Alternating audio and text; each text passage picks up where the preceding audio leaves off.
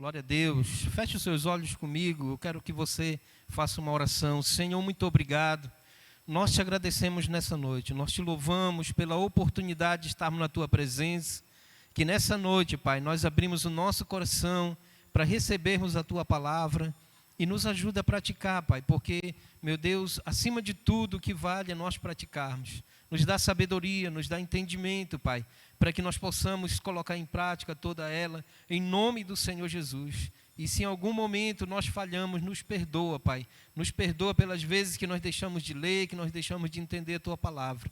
Deus, nos ajuda nessa noite, Pai. Nós queremos sair daqui transformados, restaurados pelo poder da tua palavra, em nome do Senhor Jesus. E quem crê, diga amém. Aplauda o Senhor. Glória a Deus. Não fique triste, porque a tristeza não faz parte da vida de um cristão. Amém? Em nome de Jesus. Se alegre, porque Deus é a tua alegria. Queridos, eu tenho uma palavra para compartilhar com você, e o tema desta palavra é: quem está guiando a sua vida? Amém? Quem está guiando a sua vida? Eu peguei Romanos capítulo 8, versículo 14. Romanos capítulo 8, versículo 14. Olha o que diz nesse versículo 14, queridos. Porque todos os que são guiados pelo Espírito de Deus são o quê? Diga, filhos de Deus. Diga, todos que são guiados pelo Espírito de Deus são filhos de Deus. Amém? E aí vem a pergunta: quem está guiando a sua vida? Essa é uma pergunta que nós devemos fazer para nós mesmos, queridos. Para nós mesmos. Por quê? Porque tem muitas e muitas situações que acontecem nas nossas vidas, que às vezes a gente acaba parando o nosso barco nessa situação e não consegue mais levantar a âncora. E o barco da nossa vida deve ser um barco em movimento. Por quê? Porque, segundo o que diz o versículo, nós somos filhos de Deus. E aqueles que são filhos de Deus, eles não param. Eles são um barco, ferry boat, eles vivem fazendo viagem, eles vivem viajando. Se ele parar e não sair mais, o que acontece? Ele cria ferrugem, e o ferrugem fura, e quando fura vai para o fundo. Então, por isso eu digo para mim e para você, quem está guiando as nossas vidas? Quem está guiando a nossa vida? Então eu vou mostrar para você alguns exemplos aqui, de algumas coisas que muitas vezes estão guiando a nossa própria vida. E às vezes a gente não sabe. E eu coloquei aqui como carro-chefe o pecado. Porque quando fala em pecado, pecado é tudo aquilo que desagrada o coração de Deus. E às vezes é impressionante como tem pessoas que conseguem só viver se for uma vida de pecado. Agora, para os filhos de Deus não pode ser assim. Nós, como filhos de Deus, a gente já deve ter vencido realmente o pecado. Amém, queridos? Aí, pastor, mas eu errei, eu falhei, eu pequei. Aconteceu por um acidente na sua vida. Você vai pedir perdão, Deus vai lhe perdoar e você não vai voltar mais a fazer. Mas você não deve, nem eu, vivermos mais na prática do pecado. Você entende? E tem pessoas, às vezes, que vivem tanto na prática do pecado que isso já se tornou um hábito, um guia realmente para ele. Então, o pecado ele não deve guiar as nossas vidas. Nós temos que andar, segundo o que diz aí, ligado no Espírito Santo. Ser guiado pelo Espírito de Deus. Amém? Ou será que é o mundo? Será que quem está guiando a nossa vida é o mundo? Os prazeres do mundo? Os desejos do mundo? Aquilo que o mundo nos oferece? Será que a minha vida está sendo guiada por essas coisas que o mundo oferece? Porque se você veio para Cristo, você tem que ter vindo totalmente Você entende? Totalmente. Você não deve mais fazer parte das coisas do mundo. Ah, pastor, nem uma livezinha lá da festa junina e tal. Não. A Bíblia diz, o versículo diz que você é filho. Você é guiado pelo Espírito. E quem é guiado pelo Espírito não participa mais disso. Por quê? Porque ele é filho. Você entende, queridos? Há alguma coisa no mundo que ainda te atrai? E se te atrai é porque está te guiando. Está sendo um guia para você. Então você e eu, nós não devemos mais viver guiados pelas coisas do mundo.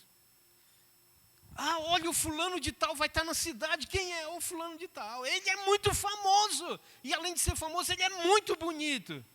Tome cuidado. Quando nós saímos do mundo, nós temos que sair totalmente, irmãos. Totalmente. Nos desprender totalmente das coisas do mundo.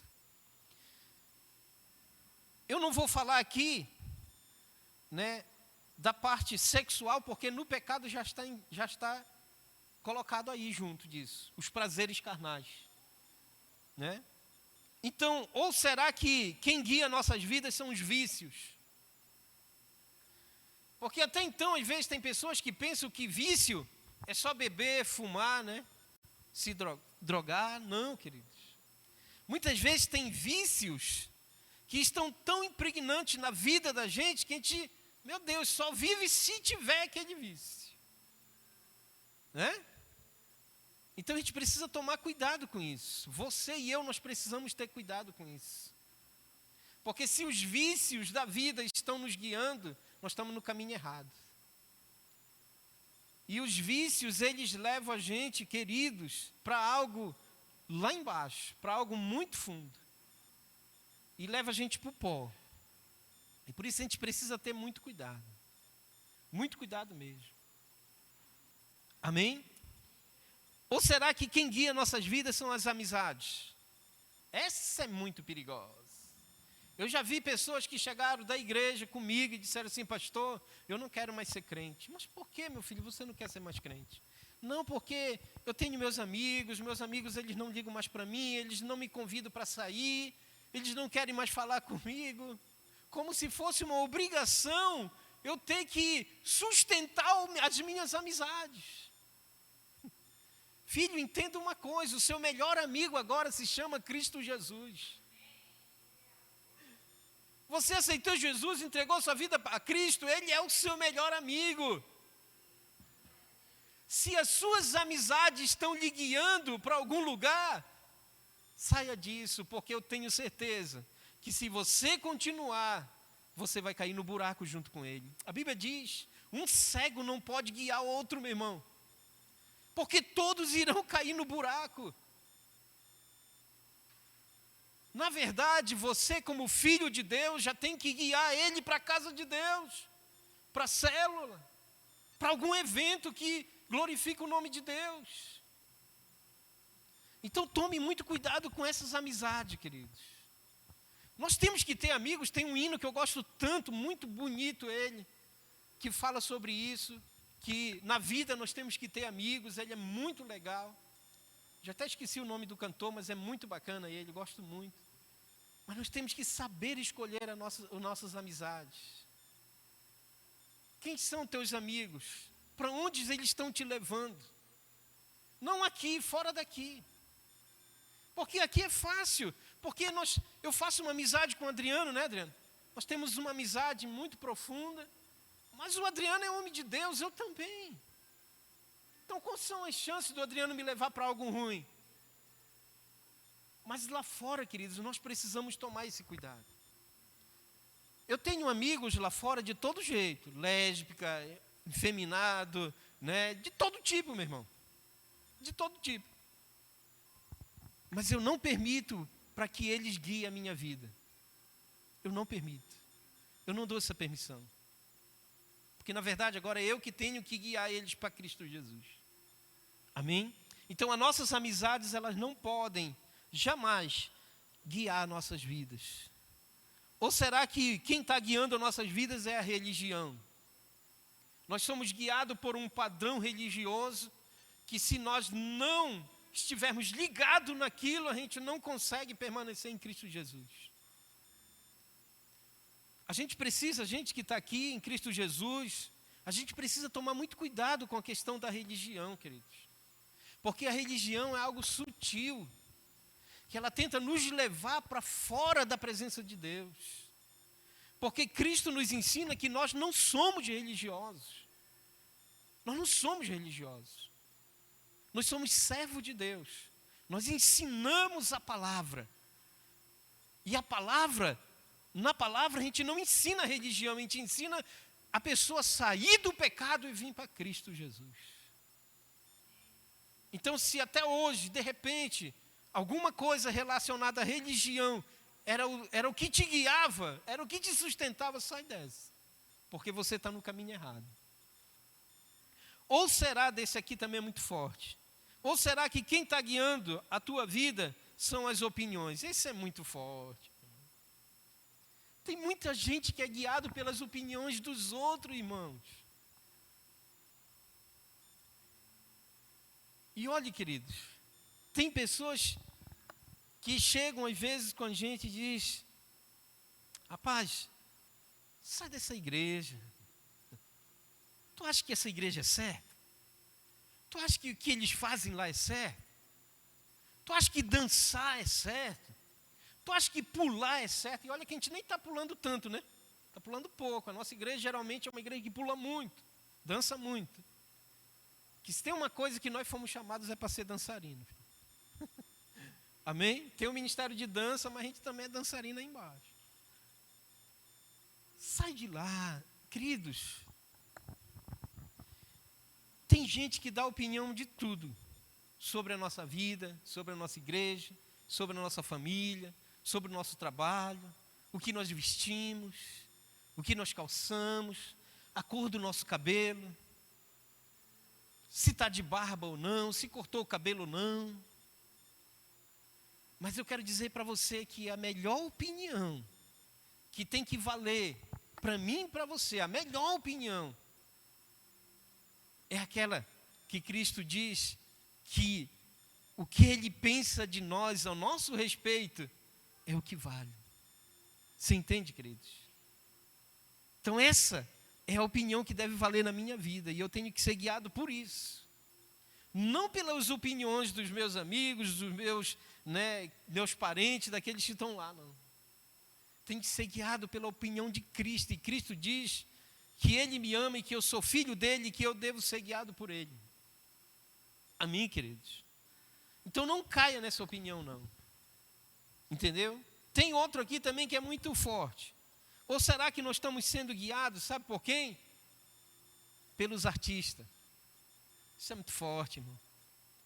Tem irmãos que assistem, não tem aqueles programas de fofoca? Tem ou não tem, irmão?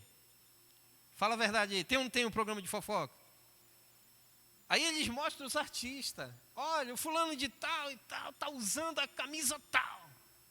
Meu irmão, para mim, para você que somos crentes, a gente não deve ser guiado por essas ideias aí mundanas, não. Você entende? Porque é impressionante o poder que os artistas de televisão têm sobre a vida das pessoas. Talvez quem está na minha idade, ou próximo da minha idade, lembra que em 2002, o Ronaldo Fenômeno, lembra? Ele cortou o cabelo dele e deixou um negócio amontoado bem aqui na frente, quem lembra? Meu irmão, era impressionante como tinha um monte de gente usando, menino. Aí, de repente, o Neymar não pode colocar aqui a tatuagem aqui de alguma coisa que o menino vai lá e coloca. Aí, meu irmão, é um problema depois para tirar isso. É um problema. Ah, deixa eu olhar aqui, né, qual é a atriz que está se vestindo aqui com um vestido, né, bacana, que está na moda, porque eu também quero usar. Tome cuidado com isso. Porque isso tudo é mundanismo. E eu não estou sendo radical demais, não. Porque eu e você, nós temos que ter a nossa própria ideia de vestimenta, por exemplo. Você entende, queridos? Eu não posso me vestir porque o artista fulano de tal se vestiu daquele jeito, não. Você tem que ter a sua própria ideia, irmão. Você entende, queridos? É você que tem que ter a sua própria ideia. Isso é importante. Então, quando a gente é guiado pelos artistas, meu irmão, é um problema. É um problema sério mesmo. Então, a gente precisa tomar esse cuidado. Ou será que nós somos guiados pelo medo? Tem pessoas, meu irmão, que tem tanto medo, que isso já virou realmente uma rotina na vida dele, na vida dela. Né? E tem tanto medo que já não quer nem vir para o Difflin mais. Então a gente precisa ter cuidado realmente para que o medo, ele não tire o foco, o nosso foco.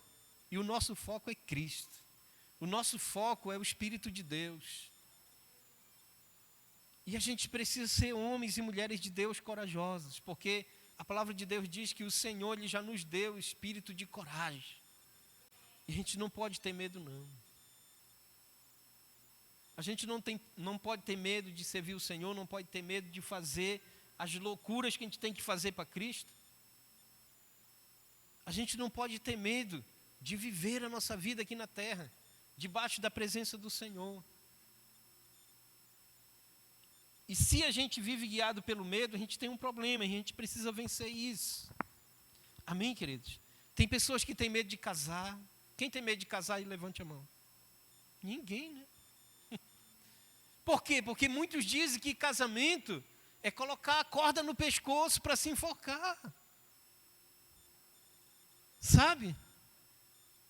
Mas por que a pessoa tem que ter medo de casar? Casamento é bênção, irmãos. Eu descobri com 25 anos que casamento é bênção. Porque eu entendi que quem faz, né, o casamento somos nós, debaixo da graça de Deus. Porque é algo muito estranho, é de Deus, mas é muito estranho. Porque vai eu, Marques, que vem de uma cultura totalmente diferente, aí de repente encontro Elvira, caso com Elvira, de uma cultura muito, muito mais diferente que a minha, e a gente vai para dentro de uma casa, só nós dois, e depois de um tempo começa o conflito. Porque nós temos cultura diferente, temos gosto diferente, temos sentimentos diferentes e muitas outras coisas diferentes. Não parece algo louco? Mas a gente não pode ter medo. Ah, será que vai dar certo? Claro que vai. Porque nesse momento do convívio, quem vai fazer esse casamento dar certo, com a graça de Deus, é o casal. Eles vão se esforçar para que dê certo. Então a gente não pode ter medo. Amém, queridos? Ou será que o que guia a minha vida e a sua vida é a culpa do passado? A gente não pode mais, irmãos, viver preso no nosso passado. Ah, pastor, não consigo mais viver bem, eu não consigo me firmar em Cristo Jesus, porque eu errei muito no meu passado, eu pequei muito, eu pratiquei muita coisa errada, e agora eu me sinto culpado de tudo que aconteceu. Meu irmão, você tem que se livrar disso, você tem que se libertar disso. Para mim, passado só serve para uma coisa: escrever no papel e pendurar no museu, para ficar para o resto da vida, lá para quem quiser ver. Mas uma pessoa que ainda vive guiada pelo passado, pela culpa do passado, ela não é uma pessoa normal, ela precisa ser liberta. Você entende? Porque o que você fez no passado já era, meu filho, não volta mais. O que vale é daqui para frente. Amém, queridos?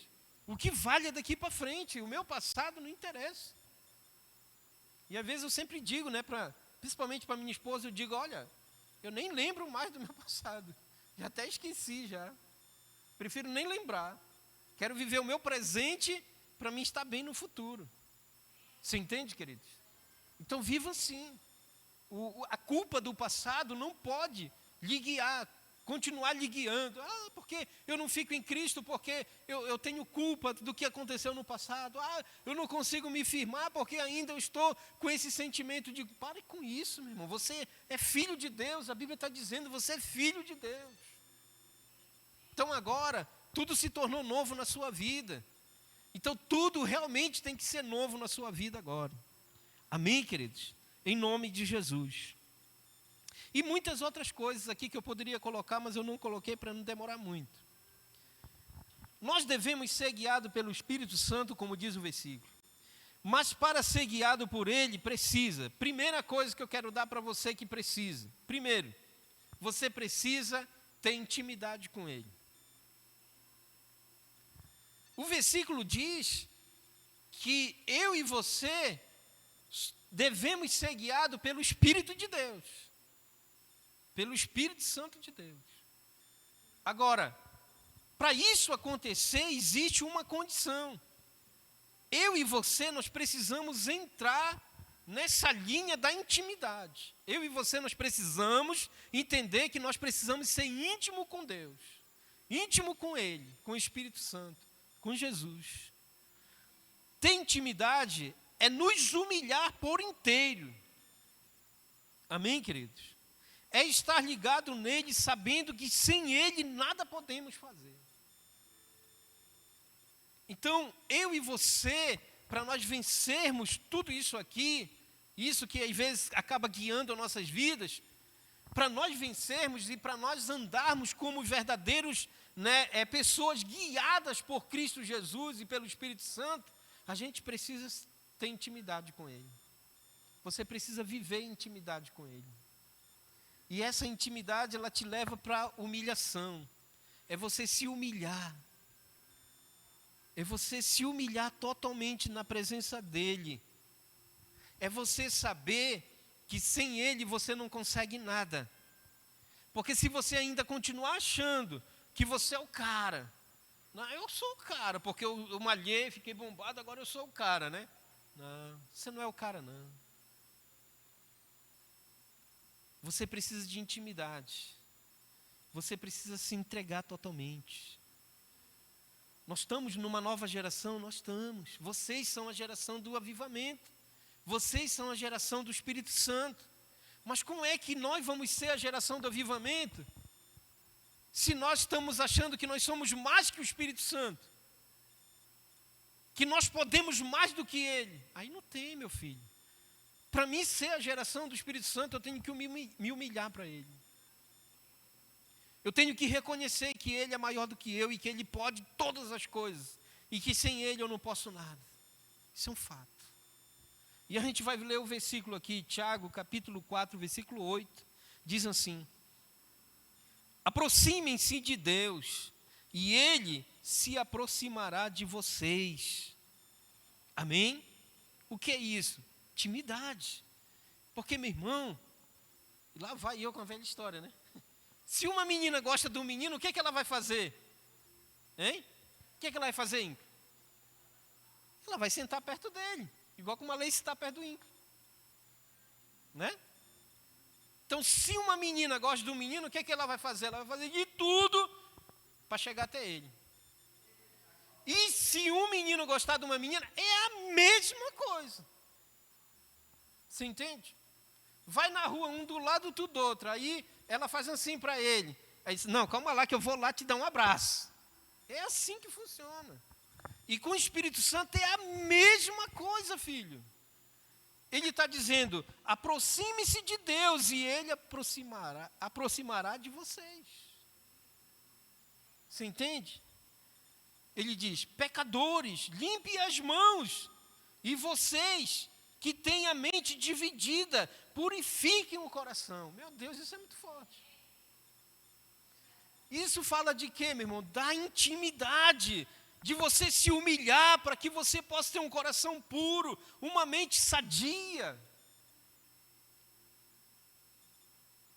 Então, aqueles que são de Deus são aqueles que são guiados pelo Espírito de Deus.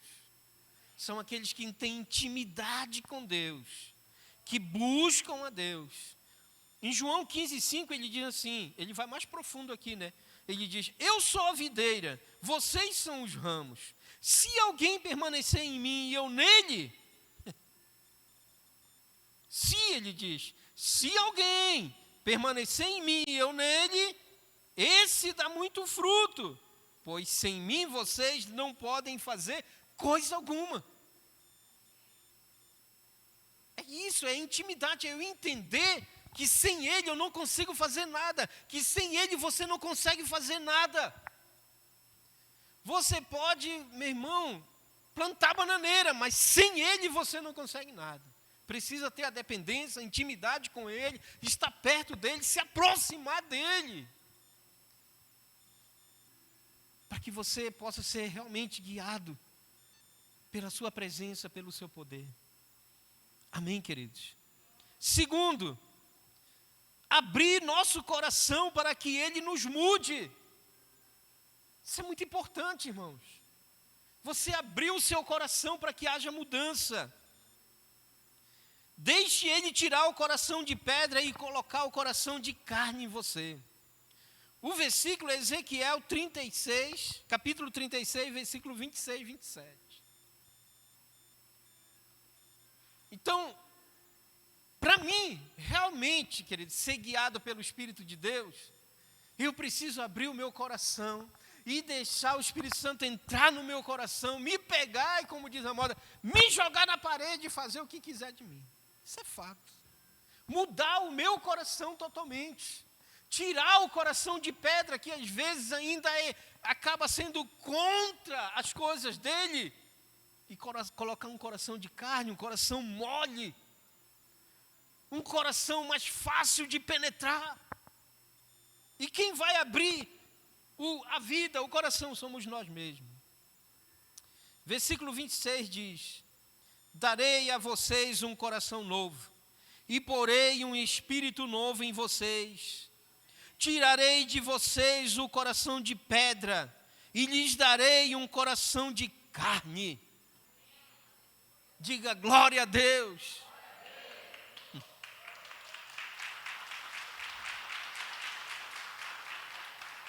No versículo 27 ele diz assim: porei o meu espírito em vocês, e os levarei a agirem segundo os meus decretos. Você não entendeu? Porei o meu espírito em vocês, e os levarei a agirem segundo os meus decretos, e a obedecerem fielmente as minhas leis. Ele vai tirar, e Ele quer tirar, meu filho, o coração de pedra e colocar em mim, em você, um coração de carne, um coração amolecido, um coração fácil de penetrar. Porque quando Ele vier com a espada, meu irmão, do Espírito, e Ele enfiar no seu peito, Ele quer encontrar um coração mole, um coração de carne. Porque se Ele enfiar no seu peito a espada do Espírito, e essa espada der na pedra, não vai acontecer nada. Você vai sair daqui do mesmo jeito que você entrou. E o desejo dele é tirar a pedra e colocar o coração de carne. Para quê? Para que eu possa ser diferente, para que a minha vida mude, para que a minha vida seja transformada, para que a minha vida seja de uma vez por todas longe do pecado, longe do mundo, longe das coisas que me atrapalham. A vontade de Deus é essa. Terceiro, ser cheios para que possamos ter novas experiências com Ele. Meu irmão, qual foi a última vez que você foi cheio do Espírito? E qual foi a última vez que você teve uma experiência nova com Ele? Eu, particularmente, estou preocupado. Dia desse eu completei 46 anos. Sou novo, né? Sou um menino ainda. Mas de vez em quando eu estou tendo aí uns sonhos, entendeu? Uns sonhos reveladores mesmo. E quando é de Deus a gente não esquece. E eu digo: Senhor, me ajuda. Mas nós precisamos ser cheios do Espírito Santo. Nós precisamos ter experiências novas, irmãos. Como eu falei, vocês são a geração do Espírito de Deus. Vocês são a geração do avivamento. Nós precisamos ser cheios, nós precisamos ter experiências novas, nós precisamos ouvir jovens dizer: olha, eu tive uma visão, Deus me mostrou isso e isso, olha, Deus me pegou e eu falei em novas línguas, Deus me pegou e comecei a ter visões, revelações, eu comecei a profetizar, queridos. O tempo é esse, nós estamos nos últimos dias, o tempo é esse. Deus, Ele quer nos encher do seu Espírito. E Ele quer nos dar novas experiências com Ele. E a gente precisa passar por isso. A gente não pode só esperar quando chegar o acampamento de jovem. Oh, glória, eu vou ter experiência nova com Deus. Não, você, eu e você, nós temos que ter experiência com Deus todos os dias, irmãos. Todos os dias. É na sua vida espiritual, é na sua vida secular, é na sua vida familiar, é na sua vida profissional. Queridos, a experiência de Deus, ela vem de todo jeito.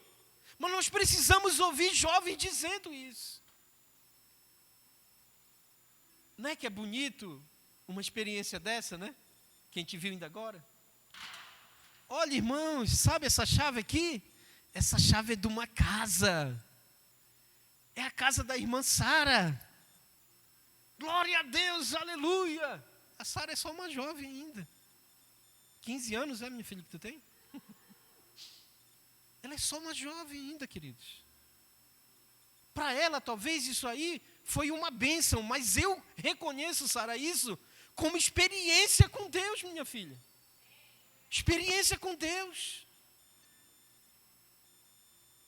Quantos jovens estão querendo casar, mas nem casa o cara tem. Como é que ele vai casar? Isso é experiência com Deus, meu filho. Mas Deus, Ele quer nos encher todos os dias. Agora eu digo para você, para nós sermos cheios, nós precisamos nos esvaziar. Pastor, como é que eu vou me esvaziar? Do teu eu, o egoísmo, a prepotência, a arrogância, a mentira, a falsidade, o pecado e tudo aquilo que não presta. É nos esvaziar do eu acho que eu quero, eu acho que eu posso, eu acho que o Espírito Santo vai me tocar. Não, se esvazie totalmente e deixe o Espírito Santo tocar na sua vida. Deixe ele lhe encher completamente, para que você possa começar a ter experiências novas com Ele. Você entende, queridos? Ter experiências novas com Ele. Filipenses capítulo 4, versículo 7 diz assim: mas esvaziou-se a si mesmo, vindo a ser servo, tornando-se semelhante aos homens. Sabe de quem que ele está falando? Hein? Ele está falando do filho do dono. O filho do dono de tudo isso que você vê aqui nessa terra. O filho daquele que disse, haja luz e houve, haja isso e houve. O filho do dono, do seu dono, do meu dono. Aquele que tinha poder e glória, como diz a Bíblia. Mas aqui ele diz que ele se esvaziou de si mesmo, se tornando como homem. Para quê? Para que ele pudesse ser cheio das coisas de Deus e pudesse ter experiência com o Espírito Santo enquanto ele estivesse aqui na terra. Aí eu digo para mim e para você, se ele, sendo filho próprio de Deus, precisou se esvaziar, e eu e você? O que você acha? Se ele precisou, eu não preciso? Você não precisa? Se ele se esvaziou, porque no capítulo 4 de Mateus, o Espírito Santo levou ele no deserto, e o próprio Satanás esteve na frente dele, e se estivesse na sua frente? Eu preciso me esvaziar, você precisa se esvaziar, filho, para que nós possamos ser cheios e começar a ter novas experiências. Amém, queridos? Essa é a experiência que você tem que lutar todos os dias para você ter. É a experiência com teu Deus, experiência com o Espírito Santo. Porque é isso que me sustenta, é isso que te sustenta. Amém, queridos? Esqueça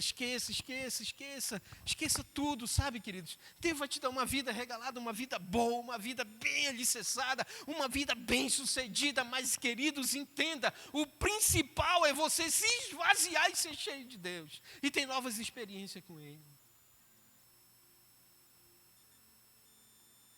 Isso transforma a vida do ser humano, transforma a minha vida e a sua vida. Feche os seus olhos aí mesmo, sentado.